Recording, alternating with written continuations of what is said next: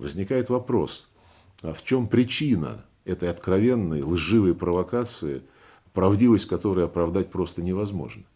Мы склонны думать, что причина заключается в желании найти повод сорвать ведущиеся переговоры. Причем это сделать именно в тот момент, когда, как говорится, забрезжил, пусть еще не очень яркий, но все-таки свет.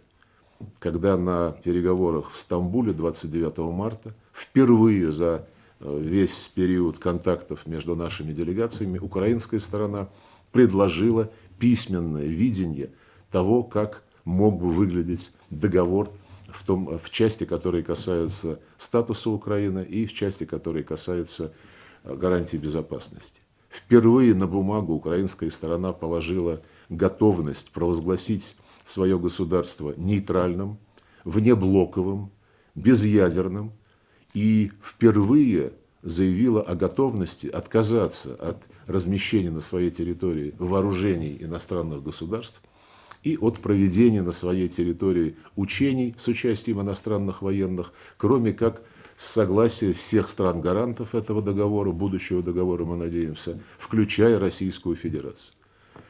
Гарантии безопасности, которые этим договором предусмотрены, также в целом идут в сторону осознания необходимости договариваться и договариваться таким образом, чтобы полностью исключить расширение НАТО на восток, прежде всего на Украину, и обеспечить неделимую безопасность на европейском континенте.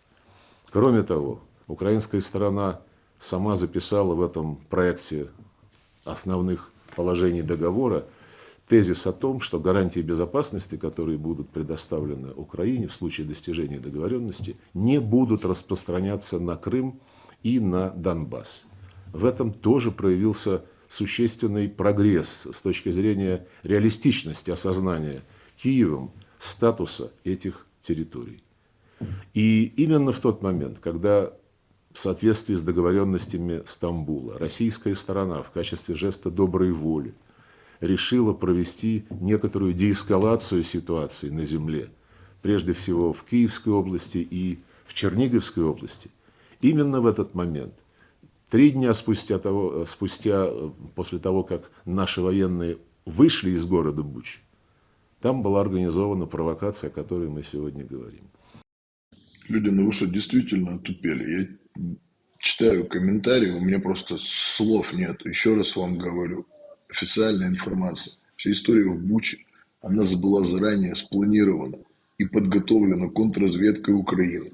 А спланирована она была разведкой Ми-6. Они же приехали рано утром, оцепили район, раскидали трупы, а потом нагнали туда журналистов. Для этого именно даже вернулся этот шут Зеленский, чтобы поднять интерес международной прессы к случившейся якобы трагедии. Но это все чистый фейк. Но почему таких ситуаций не было ни в Сумской области, ни в Черниговской области? Вы что, не понимаете, что все это заранее срежиссированная постановка, которая должна в первую очередь вызвать у вас агрессию и ненависть? Но этого не было. Еще раз говорю.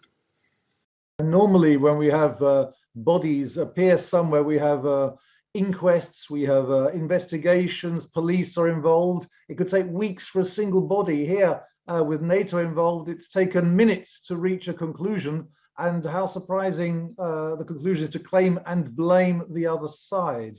So I have great concerns about the way we're being pushed into a conclusion when we really don't know whoever these poor people are, how many of them there are, what they died of. We have no knowledge, and nor do the politicians who are currently trying to push us into believing what they're telling us, that their enemies are worth us hating. Because of course, if we hate their enemies, we might be more prepared to listen to what our politicians are saying we should do about them, including accept all the losses to our own freedoms and living standards involved in following our leaders' policies.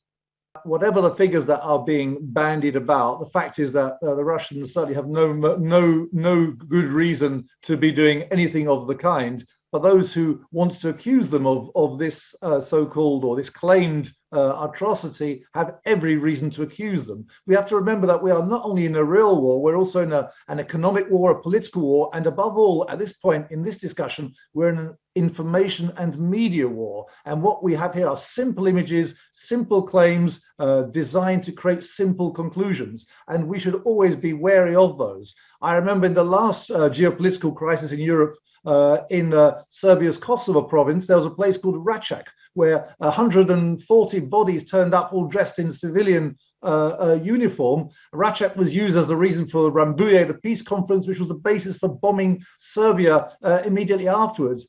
After all the dust had settled, we found out that actually warriors had been killed and dressed up in civilian uniforms by their fellow soldiers, the KLA Albanian extremists. And they admitted it afterwards when nobody cared. So it's all about the first impression, make the first impression hit. And that's what I think is happening here.